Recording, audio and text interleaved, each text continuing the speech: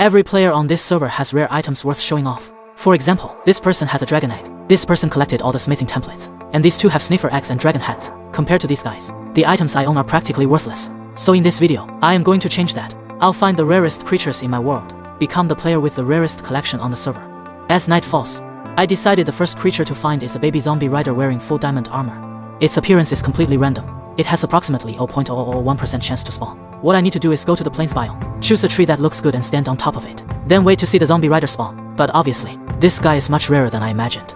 As time passed, I haven't even seen a shadow of the rider. To make this creature spawn smoothly, I decided to build a basic mob farm, but not to kill all spawn monsters for items. I will build a filter on top of it.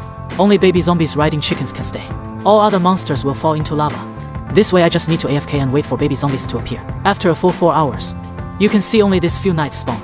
Not to mention waiting for one with diamond armor to appear, even though the mob farm I built is this big. So this type of monster is really too rare. To obtain the diamond armor knight, I still need to AFK for quite a long time. But fortunately, I don't have to waste time here, because I can take this opportunity to start collecting another rare creature. This little zombie villager is actually very special.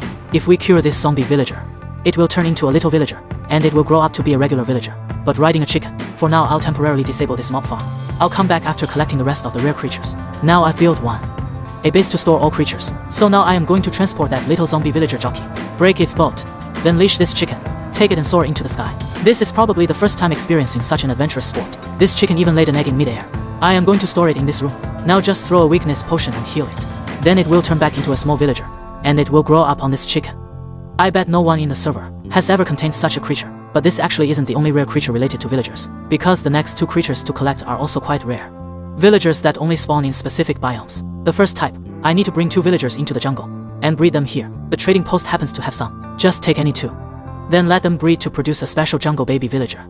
Since we were just in the sparse jungle biome, not the actual jungle, so we can only bring villagers into it. Only then can we breed the rare villagers we want. After that, we use the same method to obtain swamp villagers. This brings our rare creature collection to 3 out of 20. The collection progress is going smoothly, but the speed is still not fast enough, because at the end of the video, I will invite everyone on the server to view each rare creature, so they will finally acknowledge that I have the rarest collection on the server. The next 2 creatures are Easter egg creatures. They can only be obtained by giving them special names with name tags. Now I need 2 sheep.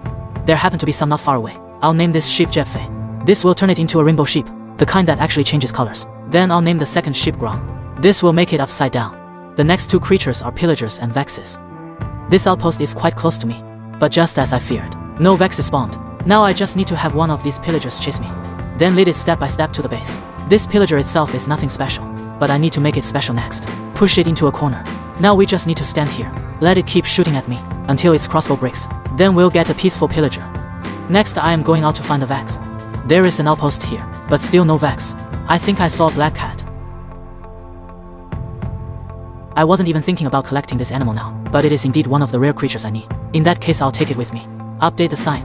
There are already 7 types of creatures now. While I am searching for the Vex, somehow I accidentally ended up on Mushroom Island. This is the rarest biome in Minecraft. I'll mark the coordinates here, because I need to come back later to collect a rare creature.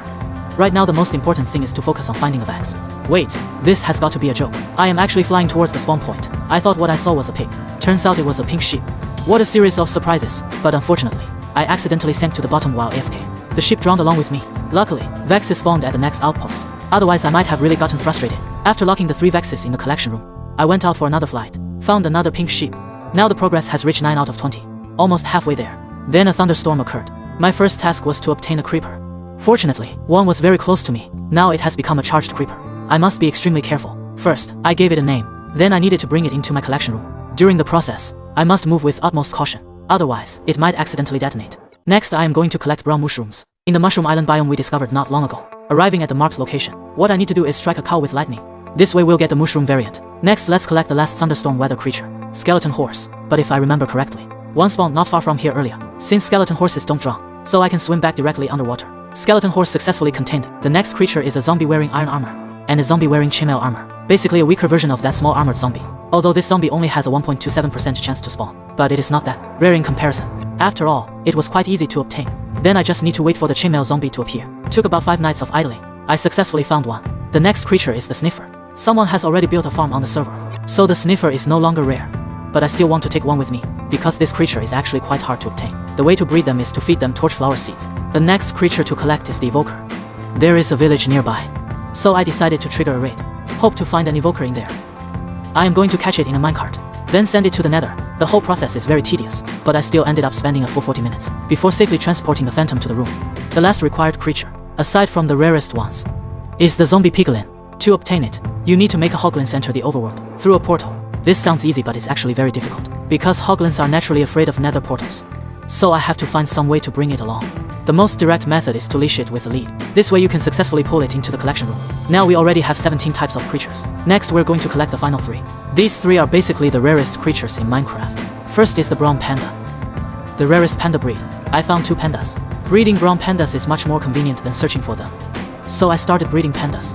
Initially, I had 1 normal panda and 1 sick panda, but all the offspring I bred were either normal or sick pandas. I felt this approach might be incorrect, so I did some research to find out if there is a method to breed brown pandas. I found a post detailing the entire process of breeding pandas, especially how to get the brown panda.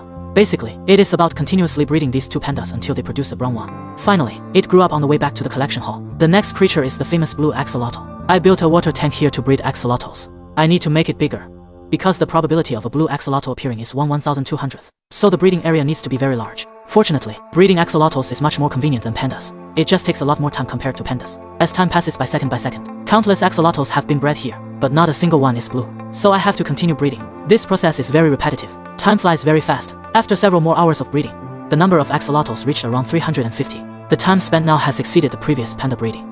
But I always believe that persistence pays off. A few hours after I bred another batch, finally caught a glimpse of the blue axolotl. Can't believe this is the second rarest creature in the entire game. Now only the last rare creature remains.